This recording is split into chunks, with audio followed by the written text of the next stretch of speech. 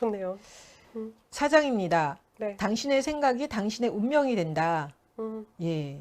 생각의 물줄기를 건전한 쪽으로 흐르게 하기 위해서는 우리의 생각 시스템을 변화시켜야 한다. 그 첫 단추가 생각의 멈춤이다. 생각은 일종의 가상현실이다. 가상현실에서 깨어나는 방법은 보통 3단계 과정을 거친다. 첫 번째, 자신의 생각을 자각하는 것. 내 머릿속 생각이 건강한지 건강하지 못한지 살펴보는 것이다. 내 생각의 질이 어떤지 인식한 다음에는 생각과 생각 사이에 공간을 두는 느낌으로 잠시 멈춘다. 그 멈춤의 공간에 선택의 자유가 있다. 두 번째, 지금 여기라는 닻을 내리는 것이다. 생각에 빠지지 않고 지금 여기에 존재하는 능력을 기를 수 있다. 세 번째, 자신의 신념과 믿음에 대한 진지한 탐구이다. 신념은 내 생각의 중심이며 지금 나의 현실에 절대적인 영향을 미친다. 우리 신념이나 믿음을 제대로 살펴보지 않으면 생각은 원하지 않는 잘못된 방향으로 흘러간다. 제한된 신념과 잘못된 믿음은 비극의 씨앗이다. 그것은 우리 삶의 매 순간을 언제나 감싸 안고 있는 창조성과 가능성을 앗아가 버린다. 삶의 모든 순간이 아름답고 재미있고 즐겁고 창조적으로 펼쳐질 수 있는데 잘못된 믿음이 그 가능성을 단단히 막아버리는 것이다.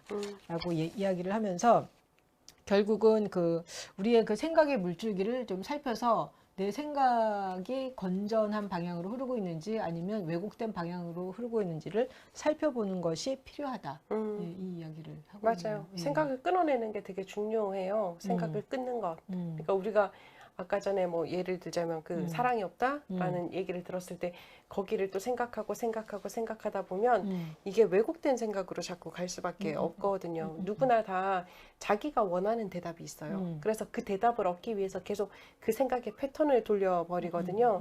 그렇기 때문에 이제 되게 저 같은 경우는 이제 상담하다가 너무 이제 왜곡된 생각 때문에 힘들어 하시는 분들이면 생각을 그냥 아예 끊으라고 얘기를 해요. 저 사람이 나한테 저렇게 얘기했네? 그럼 거기서 끝. 더 이상 생각하지 말라고.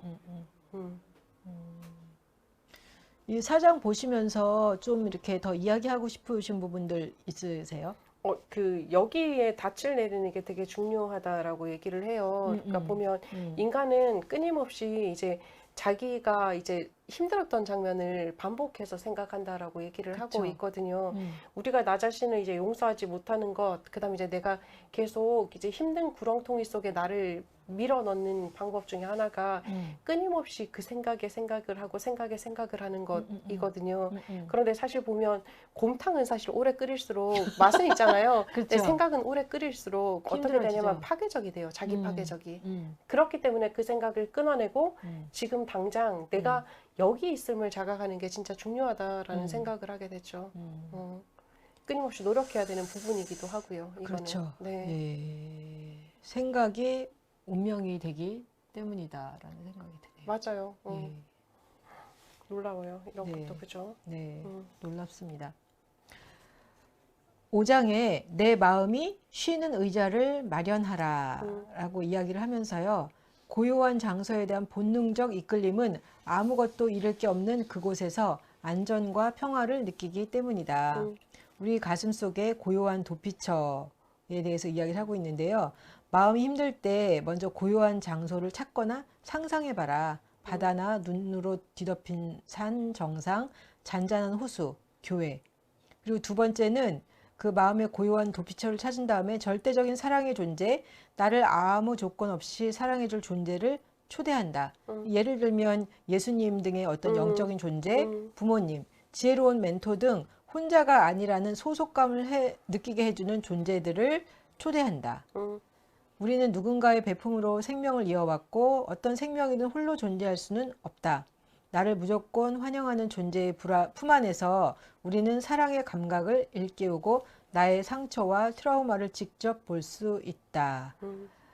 저는 그 시편 23편에 그 말씀 있잖아요. 사망의 음침한 골짜기를 지날지라도 해를 두려워하지 않을 것은 주께서 나와 함께 하심이라. 예, 그 말씀이 정말 위로가 많이 되는 것 같아요. 예. 맞아요. 의자 마련이 필요하죠. 여백을 마련할 필요가 있는데 그 여백이 아무한테나 내어주면 안 되고 정말 내가 수용받는다라는 느낌, 경험 그것을 초대해서 만날 수 있는 여백이 필요한 거죠. 그래야지 진짜 쉴 수 있으니까요. 선생님은 어떻게 하세요? 저도 뭐 예수님 생각할 때도 있고 아니면 아까 말씀드린 것처럼 좋은 친구들하고의 수다. 내가 뭔 짓을 해도 비판하지 않을 친구들이 있잖아요. 아니면 이제 아니면 내가 뭔 짓을 해도 비판을 할 수는 있겠지만 야 지금은 내가 비판받을 때가 아니니까 지금은 좀 수용해주면 안 돼 라고 얘기했는데 그걸 받아줄 수 있는 친구.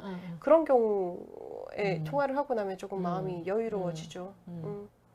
내 마음이 쉴 만한 안식처가 필요하다. 그렇죠. 예.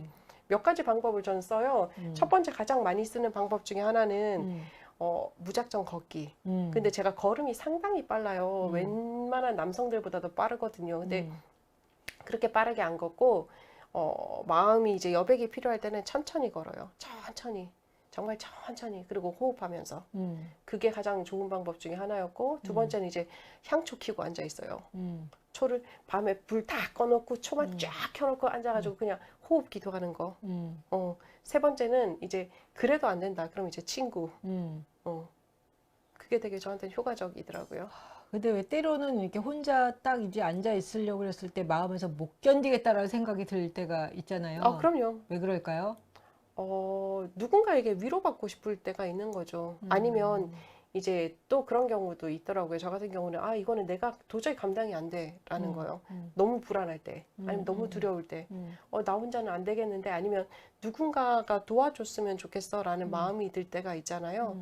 뭐 그것도 나쁜 건 아니니까 어차피 인간은 같이 살아가는 존재잖아요. 좋은 친구 전화해서 수다 좀 떨고 아니면 뭐 그 얘기 못할지라도 한바탕 뭐 이제 헛소리라도 떨고 낄낄거리고 웃을 수 있다면 그 감정이 내려앉으니까요. 그렇게 내려앉은 다음에 다시 자기가 자기를 또 품어주는. 만나야죠. 그렇죠. 그렇구나. 네. 내적인 힘이 있어야 자기를 만날 수 있잖아요. 그러니까 지금 제가 들었던 생각이 그거예요.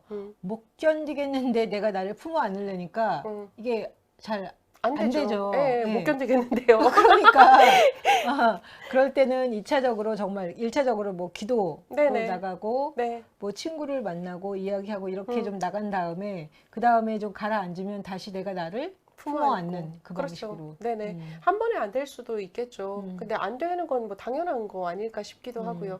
왜냐면 여태까지 내가 이제 외면했던 친구들이잖아요. 이 감정이라는 것 자체가. 그러니까 한 번에 한 명씩. 안 되면 한 번에 반 명씩이라도 만나보는 작업이 필요하지 않나라는 생각했어요. 그래서 이렇게 이야기하더라고요. 치료와 치유는 스스로에 대한 부모의 역할을 다시 학습하는 것이다. 부모가 자식을 사랑하듯 스스로 자기 자신을 돌보는 법을 익히는 것이다 라고 이야기를 하고 있어요. 네네. 그래서 우리가 스스로 자기 자신의 그 부모의 역할, 아까 말씀드린 대로 이렇게 자기가 자기 자신을 껴안는 역할까지 발견해내는 것이 필요하다. 네네, 맞아요. 예. 감동적이죠. 예. 네. 이 5장 보시면서 더 이렇게 이야기하고 싶으신 부분 있으면? 우리가 어쨌든 다른 어떤 것들이 아니라 이제 그 자기에 대한 질문, 이게 저는 되게 공감됐는데 현재의 상황에서 일어날 수 있는 가장 최악의 모습은 무엇이냐, 내가 두려워하는 것은 무엇이냐라는 거를 나에게 질문하고 나의 몸의 반응과 나의 마음의 반응을 살펴보면 내 마음이 쉴 수 있게 된다라는 거를 기억했으면 좋겠다라는 생각이 들더라고요. 근데 이제 그 전에는 항상 우리가 생각해야 되는 게 뭐냐면 나보다 나은 건 없다. 나를 잘 아는 건 나다라는 거를 기본적으로 가지고 있으면 좋겠다라는 생각했어요. 그건 자기에 대한 신뢰로부터 나오는 거네요. 그렇죠. 뭐 한꺼번에 확 신뢰가 되지 않을지라도 조금씩 신뢰하는 법을 익히면 더 높아지지 않을까라는 생각이 들더라고요. 그러다 보면 바깥으로 막 찾아 헤매지 않고 나 스스로를 발견하게 되고 내 속의 대답을 찾을 수 있겠죠. 예. 네.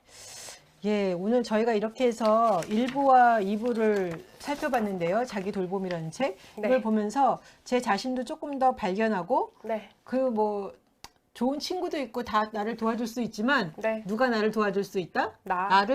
내가 나를 도와줄 수 있다. 그리고 내가 나를 신뢰하는 것이 참으로 중요하다는 거에 대해서 다시 한번 생각해보는 시간이 되었습니다. 다음 주에 저희는 이 자기 돌봄의 책 3부와 4부를 같이 나누겠습니다. 감사합니다. 행복하세요. 안녕.